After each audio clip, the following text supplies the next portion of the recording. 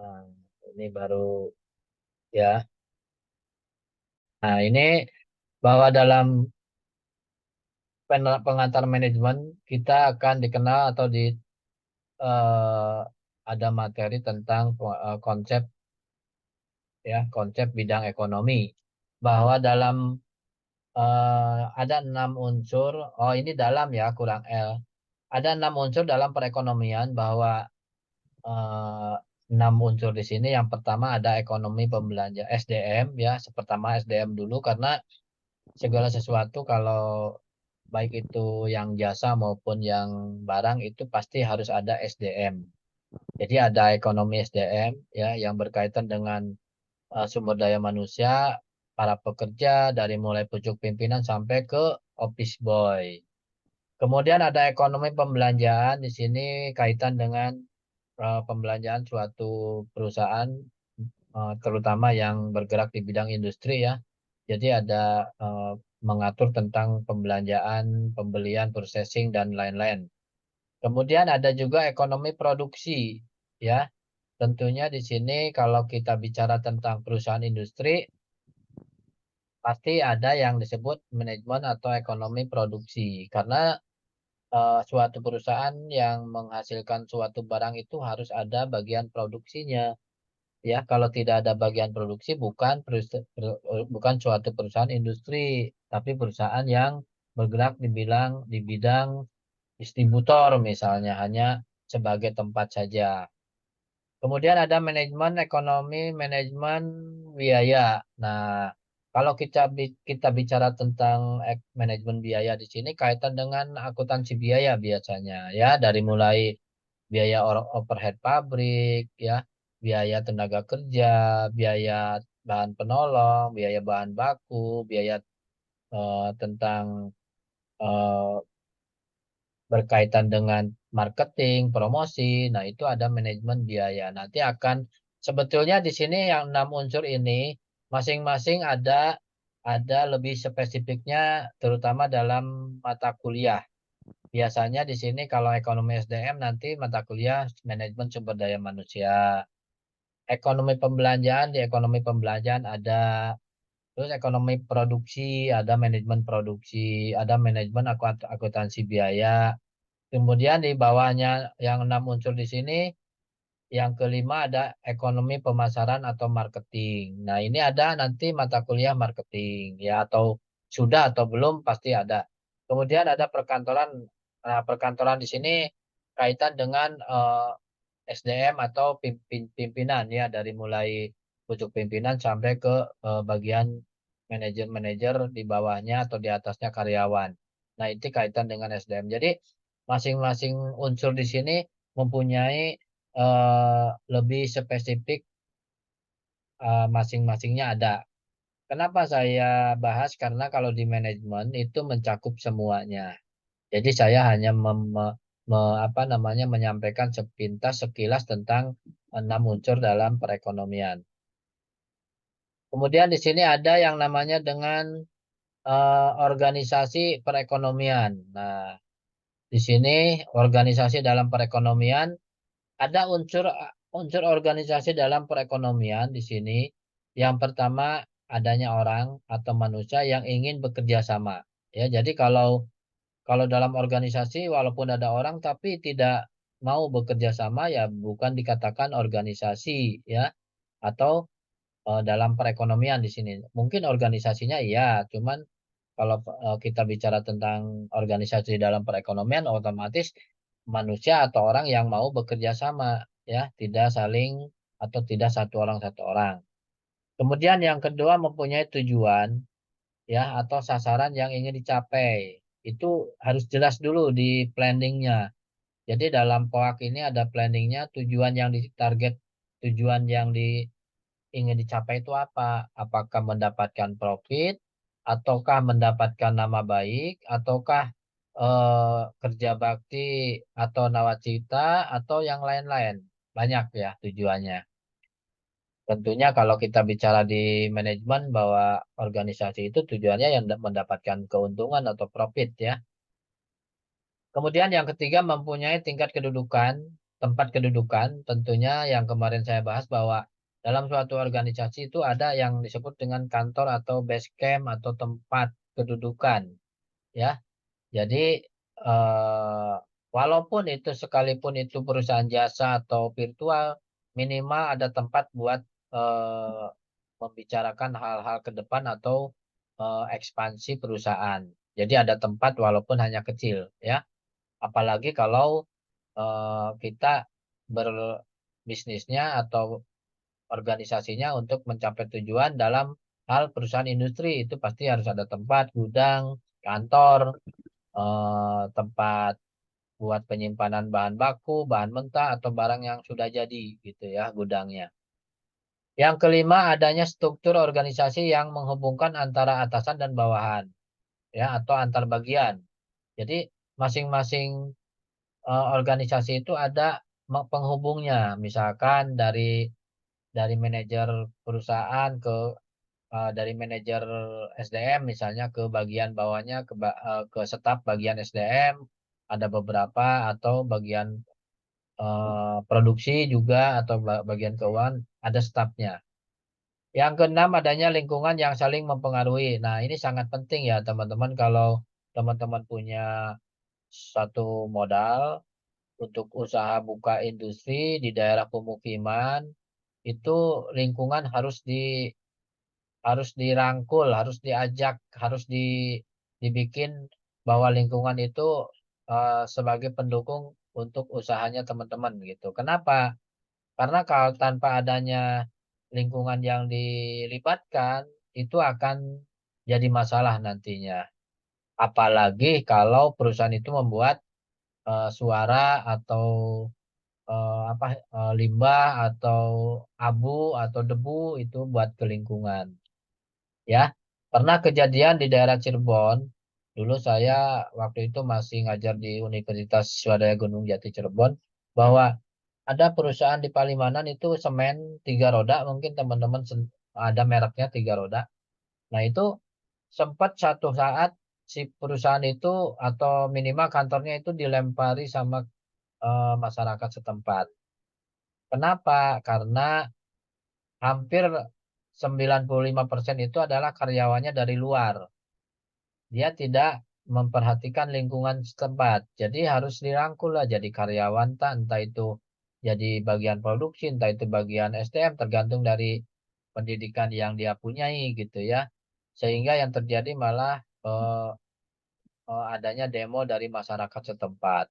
Ya, itu di daerah Palimanan. Akhirnya setelah ada kejadian gitu, ada mediasi dan akhirnya ada beberapa orang hampir 40% penduduk setempat itu ikut kerja di situ gitu ya. Kenapa sangat mempengaruhi? Karena kalau dengan kita merekrut karyawan di daerah tempat kita adanya industri sama sama dengan kita menitipkan perusahaan kita sama masyarakat, ya mungkin mereka akan menjaga kredibilitas perusahaan kita itu karena dia sendiri itu adalah tempat mencari makan buat masyarakat setempat selain dengan kalau dia tidak diikutsertakan gitu ya. Kemudian yang terakhir ada teknologi yang selalu up to date, ya. Jadi up to date di sini harus selalu mengikuti perkembangan zaman. Jadi kalau teman-teman nanti kalau bikin skripsi sudah tidak lagi zaman pakai flash disk tapi pakai chip gitu ya. Dulu mungkin saya masih zaman pakai disket. Mungkin teman-teman nggak mengenal disket ya. Tahun saya kuliah itu tahun 8 berapa ya? 89 90 itu udah belum komputer masih besar-besar masih pakai disket. Teman-teman mungkin belum lahir ya, tapi saya udah mengalami itu. Jadi tambah ke sini teknologi tambah bagus sehingga yang tadinya disket segitu besarnya ada juga disket yang agak kecil. Kemudian dari disket itu berubah menjadi eh, flash disk ya. Sekarang flash disk masih banyak yang dipakai dan setelah flash disk itu ada chip lagi lebih kecil dan daya tampungnya lebih banyak. Nah, itu adalah perkembangan teknologi, termasuk informasi harus up to date, ya. Jangan sampai kita mau mengirim surat pakai manual, pakai JNE, pakai pos dan giro, itu akan ketinggalan ketimbang kalau kita langsung ke email atau ke surel atau ke web atau lewat WA itu akan lebih cepat ya. Bahkan sampai hal yang sepele pun sekarang udah pakai media. Dulu mungkin orang nikahan itu hanya pakai, kalau kita mau ngundang itu pakai undangan. Kalau di luar kota dipakai pos dan giro. Sekarang cukup pakai WA. Masuk ke grup, langsung di-share di grup. Dan lebih parah lagi, di situ ada jam mundur. Jadi sampai misalkan kayak ujian pendaftaran gitu ya, ada jam mundur. Jadi kalau berkurang gitu, 3, 2, 1, 59, 58 terus gitu ya. Jadi untuk mengetahui dia mau datang atau tidak pada undangan tersebut. Dan di bawahnya tertulis silakan nomor rekening, silakan cindera mata tidak berbentuk karangan bunga tapi silakan masuk ke nomor rekening sekian. Ya, jadi di situ sekarang semakin canggih teknologi tapi semakin canggih juga orang ini. Jadi secara tidak langsung kalau yang mau datang atau enggak datang tidak masalah, yang penting transfer dalam rekening gitu ya. Baik, kita lanjut. Di sini ada macam organisasi ya. Jadi organisasi itu ada bermacam, ada 3 di sini, ada 3. Yang pertama berdasarkan proses pembentukannya, ya organisasi formal. Ya, organisasi formal ini didasari dengan tujuan tertentu dan diatur dengan ketentuan yang formal. Ya, jadi dari mulai izin gitunya ya itu formal. Ada izin tertulisnya, ada siupnya, macam-macam. Ya, tapi kalau ada juga yang organisasi non formal, itu dalam proses pembentukan. Kemudian yang kedua, berdasarkan pada hubungan dengan pemerintah, ada organisasi resmi dan tidak resmi. Ya, organisasi resmi di sini yang terbentuk dan berhubungan dengan pemerintah. Ya, jadi resmi, ada surat-suratnya, ada alur permohonan izinnya, kemudian ada izinnya. Jadi resmi ya. Tapi ada juga yang organisasi organisasi tidak resmi, tidak ada hubungan dengan pemerintah. Mungkin kalau dulu ada radio gelap. Nah, kenapa keluarnya radio gelap itu malam? Karena gelap, tidak ada izin ya. Jadi yang tidak ada hubungan atau tidak ada dengan pemerintah itu tidak resmi ya. Jadi kalau suatu saat ada apa-apa, pemerintah tidak mau bertanggung jawab.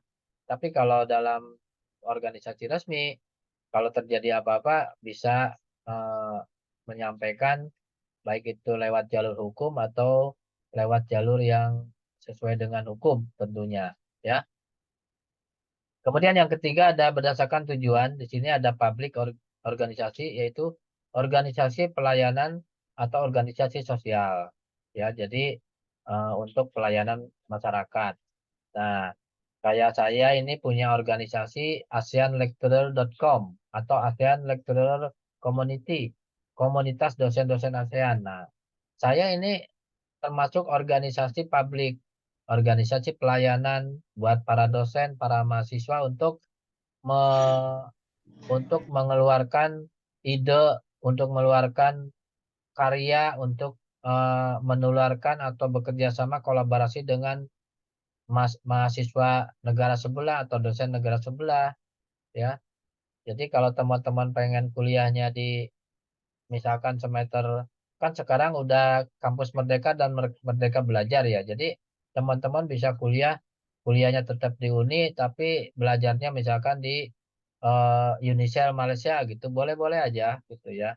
Tinggal ada izin dari kampus Uninya. Jadi itu namanya belajar apa namanya kampus Merdeka dan Merdeka Belajar. Bisa aja teman-teman kuliah di Uni tapi satu semester kuliahnya di SA Unggul Jakarta atau di tempat saya di Banten Jaya, boleh aja itu itu termasuk ke perkuliahan. Memang dianjurkan oleh pemerintah dalam hal ini Menteri Pendidikan dan Kebudayaan itu memang harus begitu. Jadi Bisa aja teman-teman kuliah di UI untuk 1 semester, misalkan semester 5. Nah, nanti semester 6 masuk lagi ke Uni. Boleh-boleh aja ya.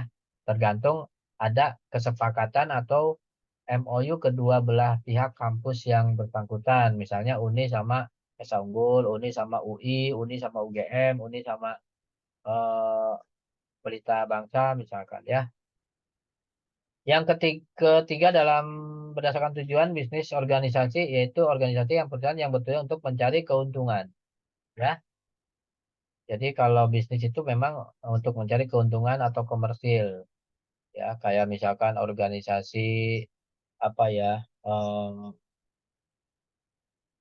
tentang ya sebetulnya pada prinsipnya semua organisasi itu tujuannya memang ke keuntungan.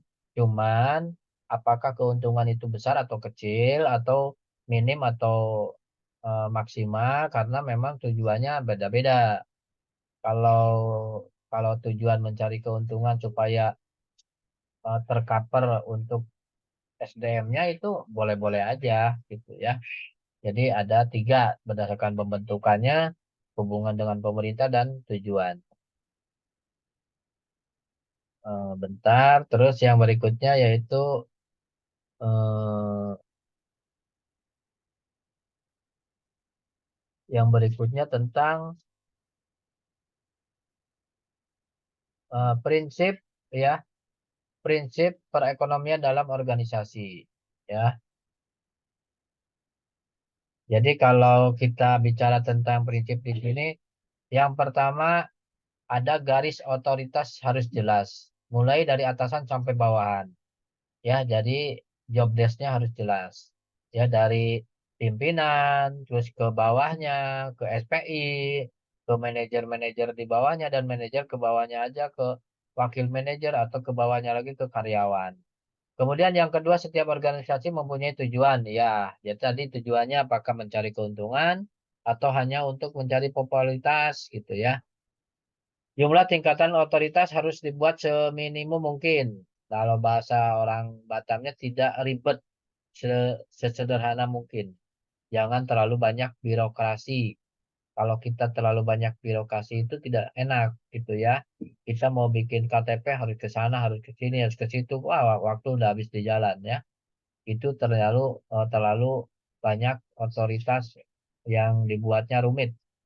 Kemudian yang keempat, tidak seorang pun dalam organisasi yang diperintahkan oleh satu orang atau satu dari supervisor. Jadi maksudnya kalau supervisor itu membawahi 8 orang, ya 8 orang itu bertanggung jawab sama supervisor itu. Tidak bertanggung jawab sama supervisor yang lain gitu maksudnya ya. Yang kelima, pembatasan dalam jumlah orang yang diawasi ya. Jadi misalnya satu supervisor itu membawahi 8 orang dengan satu supervisor membawahi 50 orang. Itu tidak kondusif ya. Jadi harus betul-betul tercover ya. Jadi dibatasi udah 15 orang aja supaya tercover gitu ya. Kemudian yang keenam, struktur organisasi harus fleksibel. Ya, maksudnya fleksibel di sini di saat kita diperlukan adanya penambahan bagian atau penambahan rekrut karyawan atau SDM itu harus ada. Misalnya bagian gudang itu ada 2 staf, tapi semakin berkembangnya perusahaan, bagian gudang gudang itu kewalahan dengan 2 staf. Tambahlah staf yang lain untuk bagian gudang. Nah, itu fleksibel ya.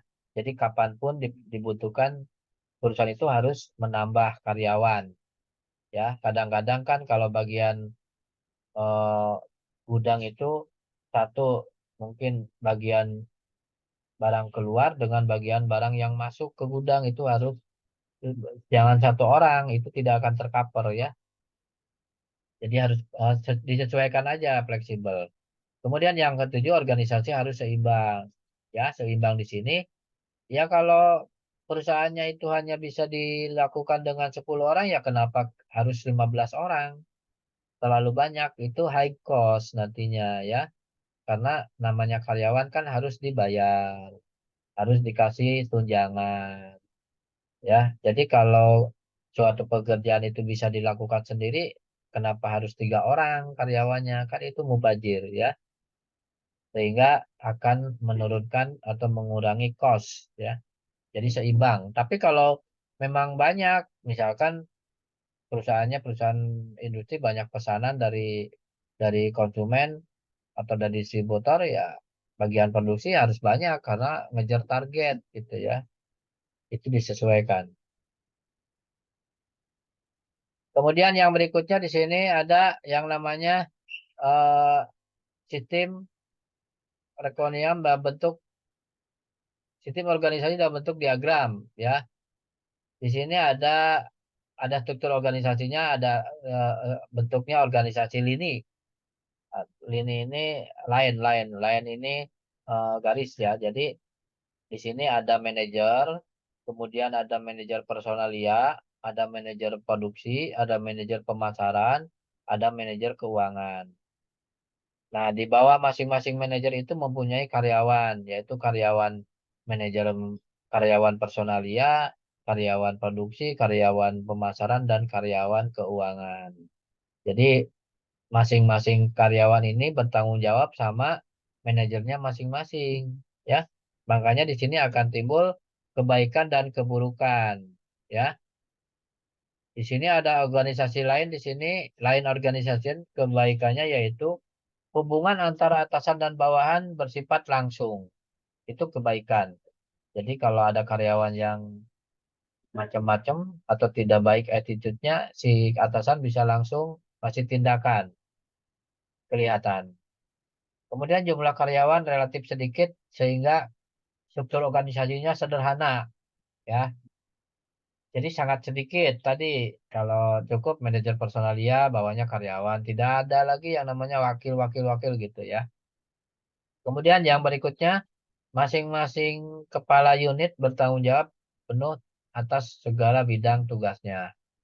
Ya, jadi ini kaitan dengan job description ya. Jadi kalau masing-masing unit itu harus bekerja sesuai dengan SOP-nya, sesuai dengan job desk-nya gitu, tidak keluar jalur ya. Kemudian yang terakhir, tingkat organisasi kecil. Jadi kecil di sini sangat sederhana, dan pucuk pimpinan biasanya dipegang oleh pemilik perusahaan ya.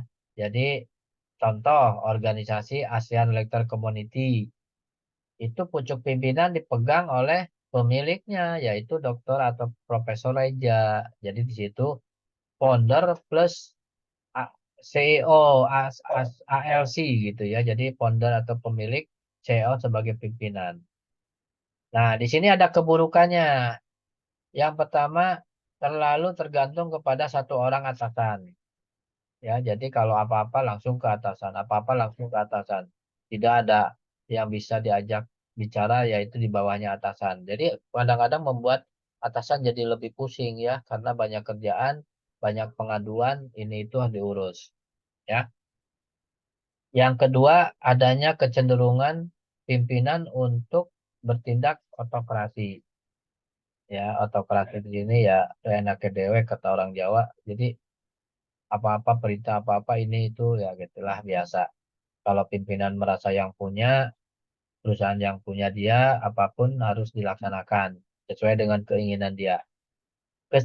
Perkembangan kesempatan karyawan terbatas. Ya, jadi kalau ada namanya workshop untuk peningkatan SDM gitu, biasanya itu kesempatan buat karyawannya itu sangat kecil. Diutamakan buat para pimpinan dulu, keluarganya dulu, apalagi ini perusahaan milik keluarga. Ya udah, nggak suka yang jauh-jauh, paling orang-orang itu aja muter ya. Kalau nggak bapaknya, ibunya, istrinya, menantunya, terus kan muter ya. Itu adalah keburukannya. Jadi tidak mem- me- me- tidak memberi kesempatan kepada karyawan yang lain ya. Kita lanjut di berikutnya, yaitu tentang eh, ini ada organisasi lain dan staf ya. Jadi lain dan staf ini hampir sama dengan organisasi lain di sini strukturnya, cuman bedanya antara manajer dan manajer di bawahnya itu ada yang namanya staf atau SPI, Satuan Pengawas Internal ya. Jadi harus ada yang namanya pengendali. Jadi kalau si karyawan itu punya masalah, misalnya karyawan keuangan punya masalah, yang bertanggung jawab itu adalah manajer keuangan. Dan manajer keuangan tidak bisa langsung ke manajer puncak, tapi harus ke SPI-nya dulu, ya. Jadi di situ ada pengendalian internalnya dulu. Nah, di sini juga ada yang namanya kebaikan dan keburukan juga, ya. Eh, Kebaikan dan keburukannya yaitu yang pertama bahwa organisasi besar dan bersifat kompleks, ya. Jadi kalau kalau kebaikannya organisasinya besar dan kompleks. Jumlah karyawan banyak, ya. Jadi jumlah karyawan itu banyak sehingga akan membuat ya lebih kompleks, ya. Kemudian yang berikutnya yang ketiga, hubungan antara atasan dan bawahan tidak bersifat langsung, ya. Jadi bisa langsung tadi misalkan ada masalah dengan keuangan bisa ditackle dulu sama SPI di situ setapnya. Kemudian pimpinan dan bawahan karyawan tidak saling kenal, ya. Kenapa? Karena terlalu banyak karyawan. Jadi bisa aja karyawan itu tidak mengenal itu sebagai pimpinan puncaknya. Yang dia kenal hanya manajer di atasnya dia, gitu ya. Nah, kemudian yang berikutnya yaitu pimpinan dan bawahan spesialisasi yang beraneka ragam diperlukan dan digunakan secara maksimal. Jadi kalau di lini lain dan cetap ini atau garis dan cetap ini masing-masing bidang ilmu sudah digunakan. Misalnya Ibu atau Mbak Siti Nurhayati itu bidang keuangan ya pasti kerjanya di bagian keuangan atau Ya, mungkin Pak. jadi harus sesuai dengan bidang ilmunya gitu ya. Kalau Betul. kalau siapa nih? Bocor ya, bocor, bocor, bocor. Mana siapa yang bocor? Tolong di mute dulu sampai selesai dulu materi. Oke, kita lanjut di situ masih dalam dalam eh, kebaikan dan keburukan untuk organisasi lain dan tetap, ya. Nah, kemudian di sini at- setiap atasan mempunyai bawahan dan sorry, kenapa nih? Oh, begini. Oh, sinyalnya baik-baik. Sorry, sorry, sorry. Enggak ada suara. Masih masih enggak ada suara, Mbak. Udah ada Pak suaranya Udah sudah. ada. Ada, Pak. Ya, Udah, Pak. tadi sinyalnya Dah. ya tadi sinyalnya kurang bagus jadi eh, suaranya enggak jelas. Baik, kita lanjut di berikutnya kebaikan dan keburukan juga yaitu keburukannya organisasi rumit, ya. Kemudian koordinasi kadang-kadang suka diterapkan dan solidaritas sesama karyawan sangat kurang karena jumlahnya yang banyak, tidak saling kenal, ya. Jadi bisa aja jadi eh, satu karyawan ribut dengan karyawan yang lain ternyata setelah didamaikan itu ternyata satu perusahaan. Bisa jadi begitu, ya. Baik, kita lanjut berikutnya yaitu organisasi fungsional, ya. Sorry. Fungsional di sini ada manajer, kemudian ada manajer personalia, produksi, pemasaran, dan keuangan, ada staf atau SPI.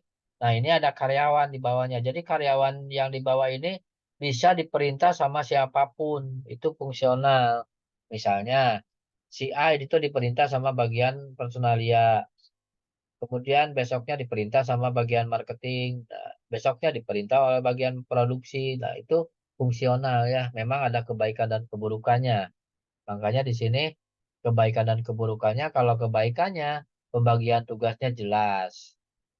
Yaitu kebaikannya dalam arti pembagian tugas di sini jelas ya terhadap manajer-manajer itu, ya.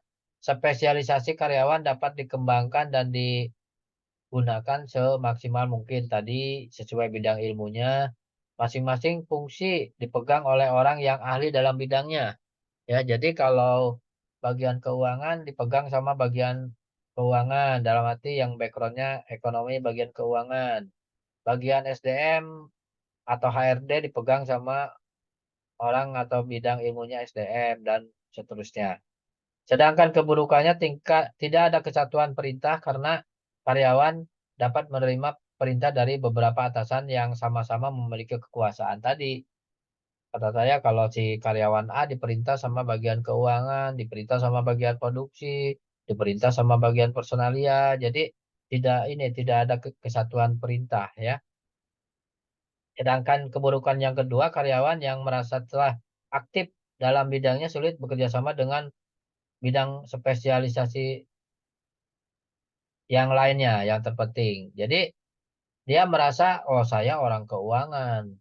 Ada karyawan yang nggak pernah masuk karena saya bagian keuangan, ngapain saya negur? Nah, itu keburukannya begitu. Jadi ada merasa dia bagiannya paling terpenting lah gitu. Misalnya tadi bagian keuangan. Harusnya kan bagian keuangan, bagian personalia atau bagian yang lain kalau ada karyawannya yang masuk terlambat atau pas istirahat dia masih di luar, ya harusnya ditegur walaupun itu bukan bawahan dianya, ya. Tapi kadang-kadang, wah saya mah bagian akuntansi, terserah aja itu urusan bagian SDM. Nah itu ya nggak bisa begitu. Itu adalah keburukan. Nah di sini ada faktor-faktor lingkungan eksternal. Jadi lingkungan eksternal di sini terdiri atas unsur-unsur di luar organisasi yang sebagian besar tidak dapat dikendalikan dan berpengaruh dalam pembuatan keputusan oleh manajer. Lingkungan eksternal mempunyai baik unsur yang berpengaruh langsung yaitu mikro dan yang berpengaruh tidak langsung yaitu makro. Yaitu adalah faktor lingkungan eksternal. Lingkungan eksternal makro dan mikro juga ada di sini. Kalau lingkungan eksternal mikro terdiri dari para pesaing, penyedia, penyelia, ya, langganan, lembaga-lembaga keuangan, pasar tenaga kerja dan perwakilan pemerintahan. Sedangkan lingkungan eksternal mencakup teknologi, ekonomi politik, sosial, mempengaruhi iklim di mana organisasi beroperasi dan potensi yang menjadi kekuatan sebagai lingkungan eksternal mikro, ya. Jadi itu mungkin akan lebih jelasnya di sini digambar. Nah, ini adalah gambar bahwa ada organisasi organisasi dan manajernya. Di sini ada politik, teknologi. Ini adalah organisasi yang mana? Sorry. Nah, ya, tadi yang termasuk dalam pesaing, penyedia, ya, penyelia, langganan itu adalah organisasi apa tadi di sini pesaing ini adalah mikro organisasi, ya. Nah, di sini adalah mikro organisasi, sedangkan yang ini adalah makro, ya. Jadi ada pesaing, penyedia langganan, pasar tenaga kerja, perwakilan pemerintah, lembaga keuangan, dan para pesaing. Ya, ini ada dimensi. Ini adalah seorang manajer. Jadi manajer ini eh, harus mengetahui baik itu makro dan mikro. Kalau makro ya politik, ya teknologi, ekonomi, sosial. Ya kayak sekarang nih, zaman-zaman mau pemilihan presiden tahun 2024. Itu secara politik kan, itu akan berpengaruh terhadap perekonomian suatu negara. Ya biasanya harga-harga itu akan naik. Biasanya eh, bensin itu habis ya. Biasanya pengangguran meningkat, kejahatan meningkat. Nah, itu pengaruh ya di sosialnya. Jadi istilahnya sangat berpengaruh lah dengan adanya. Tapi kalau sudah kondusif gitu ya, kayak dulu aja waktu zamannya Pak Jokowi itu memanas ya, ekonomi sampai tinggi. Tapi dan nilai rupiah sangat rendah waktu itu. Tapi setelah adanya berjalannya waktu dan dikukuhkan Pak Jokowi sebagai presiden dan lawan-lawan mainnya, tarungnya atau lawan kompetitornya Pak Prabowo itu diangkat jadi menteri, akhirnya itu terjadi kondusifisme ya, sehingga nilai rupiah langsung meningkat, langsung naik. Yang tadinya 1 dolar itu bisa 30.000, tapi sekarang 1 dolar bisa 15.000. Nah, itu adalah politik ya, atau secara makronya begitu ya. Coba aja nanti kalau udah mendekati pilpres, pileg itu biasanya ada politik-politik di ekonomi ya. Harga akan naik ya. Terus ketersediaan premium biasanya susah. Orang mau beli bensin ngantri panjang gitu ya. Itu udah hal yang setiap 4 tahun pasti ada. Baik, kita lanjut di proses seleksi. Nah, ini akan lebih menarik teman-teman. Jadi kalau proses seleksi itu memang beraneka ragam ya, tergantung dari perusahaan atau tempat yang kita eh, melakukan lamaran pekerjaan ya. Biasanya kalau awal perusahaan itu biasanya kita harus melengkapi dulu lamaran, form lamaran, ada formnya yang harus diisi. Ya, setelah form diisi sehingga akan ada wawancara penyaringan awal. Biasanya dipanggil tuh para pelamar-pelamar itu ya, dilihatin sesuai nggak dengan bidangnya. Kalau yang dibutuhkan akuntansi ternyata yang ngelamarnya eh, sarjana ilmu pertanian misalnya, atau sarjana pendidikan tapi yang dibutuhkan akuntansi, ya itu pasti di sini akan gagal ya, karena memang yang dibutuhkannya spesifik, spesialis saja kemana gitu ya. Nah, setelah ada penyaringan awal, misalkan masuklah dari yang 1.000 itu ternyata ada yang gugur 500 sehingga tinggal 500 orang. Kemudian dari situ masuk ke ujian atau tes ya. Biasanya ujian atau tes di sini berkaitan dengan akademik. Jadi kalau ada bahasa Inggris, matematik, atau akuntansi, ya sesuai dengan rekrutannya. Apakah rekrutannya bagian keuangan, berarti tesnya ya berkaitan dengan keuangan. Rekrutannya bagian teknik, ya tesnya bagian teknik gitu ya. Dan orangnya juga orang teknik gitu. Kalau dia lulus, lanjut ke penelitian latar belakang. Tapi kalau dia nggak lulus, langsung dia berhenti oleh salah satu pihak dan disebut dengan gagal. Ya. Nah, ujian atau tesnya itu misalkan lulus, langsung penelitian latar belakang. Latar belakangnya teliti, apakah dia itu residivis atau dia itu keturunan dari gembong PKI gitu kan. Kalau di Indonesia itu kalau ada darah-darah PKI biasanya udah dia tidak akan bisa masuk ke pemerintahan, akan dipersulit lah ya. Nah, kalau dia ternyata latar belakangnya bagus, dari keluarga yang bagus, maka ada wawancara seleksi pengalaman. Kadang perusahaan tidak menerapkan seleksi pengalaman, bisa langsung ke pemeriksaan kesehatan dan fisik ya ke sini. Tapi kalau perusahaan itu menerapkan seleksi pengalaman, dia ada dulu pengalaman. Kalau dibutuhkannya minimal 2 tahun pengalaman di bidangnya, ternyata dia belum punya pengalaman, biasanya ditolak. Ya, di sini keputusan itu berhenti oleh salah satu pihak. Tetapi setelah adanya wawancara pengalaman, ternyata dia mempunyai pengalaman yang ya cukup lama, akhirnya bisa langsung ke penawaran pekerjaan. Ya, tanpa lagi tanpa memperhatikan pemeriksaan kesehatan dan fisik ya. Tapi kalau ada juga yang perusahaan itu menerapkan setelah latar belakang dia langsung ke fisik ya, tidak ada misalkan pengalaman tidak diperlukan. Fisik gimana nih? Jangan sampai karyawan yang dibutuhkan itu bagian lapangan yang berkaitan dengan bom atau dinamit, misalnya gini. Kalau suatu perusahaan industri kayak semen gitu kan ada bagian yang kerjanya menghancurkan batu gunung pasir itu dengan dinamit. Nah, kalau orang itu alergi dengan suara itu diterapkan di sini atau jantungan, ya yang ada malah nanti meninggal kan. Jadi harus harus sesuai gitu ya. Nah, kalau dia ternyata yang diperlukannya orang yang betul-betul bagiannya yang sesuai atau tidak ada pengaruh dengan kesehatan dan fisik, ya dia langsung ke penawaran pekerjaan. Kalau ada, dia berhenti di sini.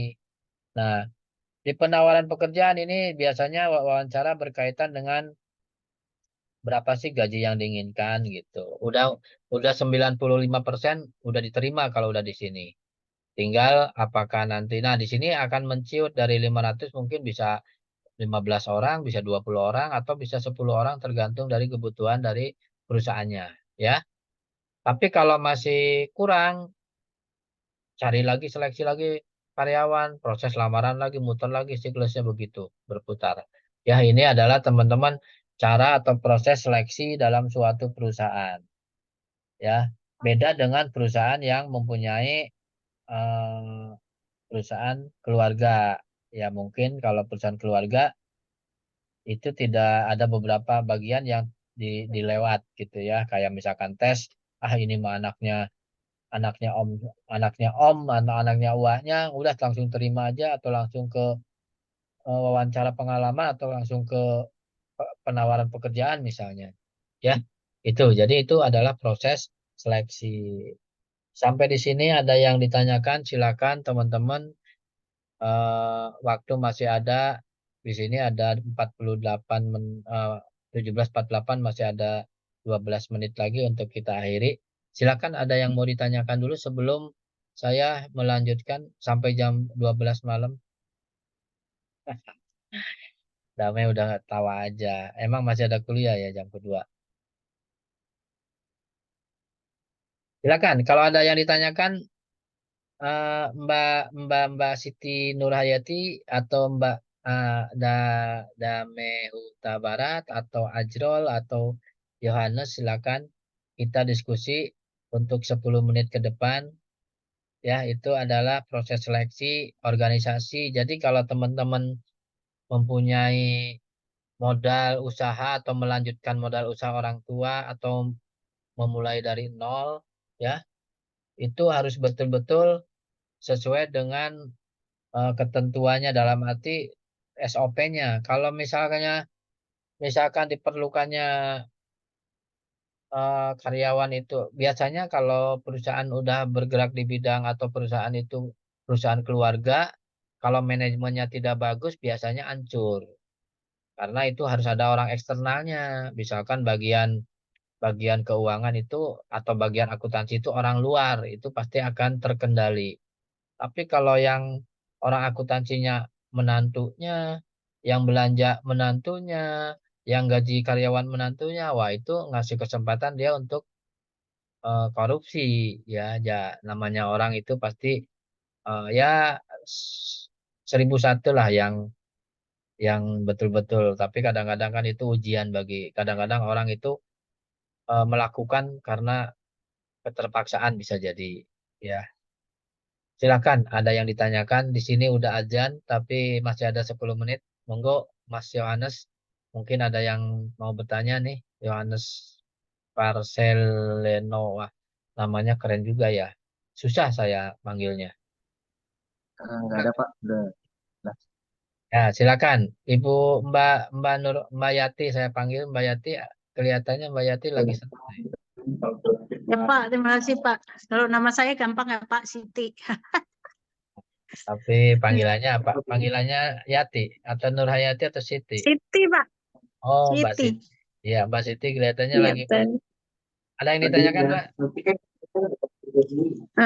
Mungkin ini aja kali Pak, sharing aja ya. Soalnya kalau di SDM itu di suatu perusahaan misalnya kayak jasa kayak tempat saya seperti ini, kadang-kadang antara SMA terus S1 itu untuk penggajian itu masih sama gitu kan Pak, karena ukurannya itu diukur dari UMK. Nah itu Nah, terus kadang-kadang kita juga susahnya di situ untuk kayak gimana ya untuk membedakan itu. Terus soalnya ukuran kan sudah ada, nah rata semuanya itu. Jadi kita antara yang SMA sama yang S1 S1. itu sama gitu Pak. Nah kadang-kadang di situ kita untuk bingungnya seperti itu. Ya, Ya, biasanya kebetulan saya kan di bidang jasa ya Pak ya. Jadi kadang-kadang kita untuk tambahan untuk insentif itu kan dari servis saja seperti itu. Jadinya untuk pendapatan itu antara yang kuliah sampai 5 tahun sama yang SMA itu pendapatan sama. Jadi dilema gitu Pak. Terima betul itu. kasih. Iya, itu Iya. kadang-kadang sangat dilemanya, apalagi kita sebagai orang yang berkaitan langsung dengan mereka, kita kan dilema itu kasihan juga yang SMA, bukan kita mengesampingkan SMA, cuman kan ya ada perbedaan lah. Yang kuliah itu kan dia udah lama-lama kuliah, gaji misalkan hanya UMP atau UMR. Nah, sedangkan SMA biasanya kalau perusahaannya yang udah maju dan udah go public sih biasanya ada rate-nya lah SMA walaupun dia Ya, jadi perbedaannya lumayan lah gitu. Kalau disamakan begitu ya kasihan juga, dilema juga memang gitu ya. Cuman nah kan itu Pak. semua tinggal tergantung kebijakan dari pimpinan atau dalam hal ini mungkin pucuk pimpinan atau ini jasanya punya punya perorangan atau apa perkumpulan saham atau gimana? Perorangan. Perorangan, perorangan sih Pak, karena hotel jadinya masih perorangan. Oh, Tuh. iya harusnya gitu si kebijakan yang foundernya atau CEO-nya hotel itu harusnya dia bisa membedakan gitu karena walaupun gimana juga pasti ada lebihnya lah kalau orang yang kuliah dengan yang SMA gitu. Memang itu suatu Ya. problema yang sering ditemui di lapangan sih Mbak Siti ya. Ya. Gitu. Ada yang lain silakan. Mohon maaf, Nggak masih apa-apa. disambil-sambil kerja ini Pak, mohon maaf. Oh, hebat. Salut dengan semangatnya Iya Mbak Pak. Siti sambil kerja sambil kuliah. Wah, luar Iya biasa nih. Pak, makanya dari tadi keganggu sana sini. Nah, ya, baguslah semangatnya luar biasa. Silakan Mbak Dame kali ini udah senyum-senyum aja apalagi ulang tahun atau gimana deh Mbak Dame? Kelihatannya lagi seneng. Ada yang Bukan ulang didiskusi. tahun, Pak. Ini tadinya kan saya selalu berpikir terkait dengan organisasi fungsional tadi loh, Pak. Di sana dikatakan untuk karyawannya kan satu boleh misalkan di bagian keuangan, bagian produksi boleh menyuruh karyawan yang satu ini. Jadi dalam pikiran saya apa sih karyawan itu nggak pusing nantinya disuruh misalkan dari manajer keuangan nih disuruh satu, terus dari manajer produksi disuruh satu. Gimana gimana jawabannya, Pak? Ya, jadi sebetulnya itu kalau kita lihat dari tadi nggak pusing ya pasti pusing. Cuman biasanya kadang-kadang gini, kalau di fungsional ini mungkin ada yang disebut dengan bahasanya wah itu karyawan anak emas misalnya. Jadi dia itu sama bagian keuangan diajak, bagian ini diajak. Jadi atau disuruh. Nah, itu membuat kecemburuan untuk karyawan yang lain biasanya gitu ya. Jadi kecemburuan sosial itu pasti ada. Wah, si anak ini mah walaupun banyak otomatis logikanya kalau banyak disuruh atau banyak diajak itu pasti ada tanda kutip ada tambahan fee-nya lah gitu minimal. Ya seharusnya para manajer di sini harusnya ya jangan memperlihatkan untuk di situ. Makanya itu jadi suatu keburukan sih. Jadi tidak ada kesatuan tugas yang membuat karyawan yang lain jadi akhirnya jadi apa cemburu sosial gitu. Kadang-kadang begitu. Itu biasanya terjadi dalam hal atau dalam perusahaan yang masih masih perusahaan yang ya yang kecil lah yang eh, perusahaan keluarga biasanya begitu ya. Makanya yang kalau disebut pusing ya pasti apalagi kerjaannya ini cuman di sisi lain kan yang memerintahnya itu yang tidak tahu bukan tidak tahu diri ya, tidak sesuai dengan job desk-nya karena belum tentu si A itu mungkin bagian disuruh sama bagian keuangan belum tentu dia mengetahui atau bisa, kan begitu.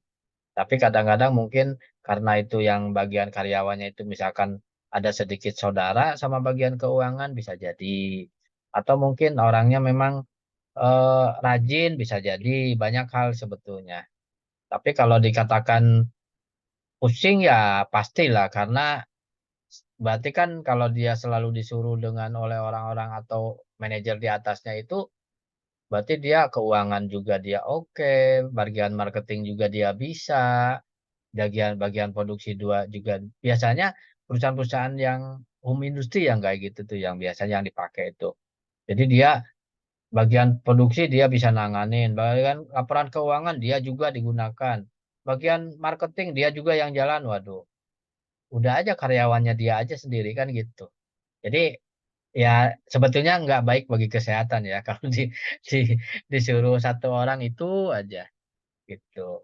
Ya itu mungkin karena manajemennya disebut manajemen yang nggak bagus kalau begitu. Kalau yang manajemen bagus itu kan manajemen yang memang sesuai dengan bidangnya. Jadi si A itu bisa menolak perintah dari orang atasan yang lain gitu. Loh, saya ini kan bagian produksi. Nah, saya nggak bisa dong disuruh sama bagian keuangan, apalagi suruh bikin laporan keuangan. Nah, yang nyuruhnya aja yang tidak melihat situasi, kan begitu. Baik, silakan ada yang lain, ada yang ditanyakan. Mas Yohanes tadi udah keluar, tapi masuk lagi. Apa namanya, udah open cam. Ada yang lain? Yang lain ini, kita ini cuma ada berapa orang sih? Satu kelas ini, atau satu angkatan ini? Ada 18 orang. Itu oke, tidak masalah. Yang penting eh, ini apa, teman-teman kita ini saya salut orang-orang kerja tapi kuliahnya rajin. Ya, apalagi di fotonya saya lihat selalu ngikutin webnya Udah Uni. Ada yang expired namanya ya Pak. fotonya Ibu Siti, ada yang fotonya Dame sama Miss siapa itu tuh yang ngajar ini apa, ada di web. Saya suka buka-buka itu foto-fotonya gitu ya. Ya, mungkin nanti suatu Neneng saat. Arlini Pak yang paling banyak. Ya, saya lihat di grup ya, Neneng. betul-betul. Silakan, ada yang lain yang ditanyakan? Waktu udah 1 menit di jam saya, kan nggak tahu kalau di jam di sana. Kalau di saya udah 17.59. Sama Kita Pak. Sama kita Pak, Ya. sama. kita berakhir di jam 18 ya. Jadi terima kasih teman-teman udah join. Nanti materi akan saya share kalau biasanya di share di grup ya, yang lain. Ya Pak. Nah, kalau materi akan saya share di grup, tapi kalau rekaman takutnya saya dikatakan overestimate. Jadi saya akan kirim aja ke Mbak Siti atau Mbak Dame ya atau Mas Yohanes. Jadi biar teman-teman yang ngirim ke yang Pak. lainnya. Kalau rekaman Oke.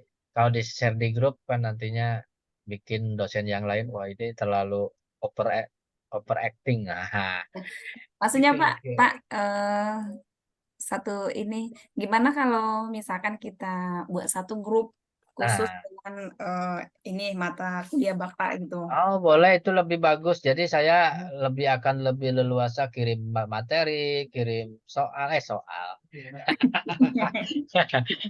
Untung nggak denger semua. Mbak Titi nggak denger ya? Oh denger. Eh, Udah lah Pak. Si Denger Dem apa? suruh buat ini adminnya. Ya, makanya Buat dibikin. Bu Dem. Oh, Ya Nah, Kak, buat oh Kak. gitu, aman. oke, oke dibuatin aja sama Mbak Dem ya. Nanti saya di ini. Boleh Pak. Oke, gitu aja mungkin teman-teman. Mohon maaf kalau ada kata-kata yang kurang enak didengar karena memang saya tipikal orangnya begini, sering cerita, sering apa. Jadi mohon maaf dan sampai ketemu di acara dan di hari dan waktu yang sama minggu depan. Kita kalau mau ada UTS UAS itu biasanya sekarang pertemuan keberapa sih Mbak? Ketiga atau keempat hari ini? Ketiga ya Pak. Ketiga. Tiga. Jadi, masih ada 4 kali pertemuan lagi untuk ketemu dengan saya karena pertemuan ke-9 itu sama dokter siapa itu teman satu tim sama saya apa beliau nanti yang ngasih materi atau dikembalikan lagi ke saya itu tergantung dari manajemen. Ya, jadi sampai ketemu, jaga kesehatan, selalu sehat, jangan lupa pakai masker kalau di kerumunan. Karena apa namanya corona Lupa masih ada. maskernya, Pak. Baik, gitu aja teman-teman ya. Sampai ketemu minggu depan. Assalamualaikum warahmatullahi wabarakatuh.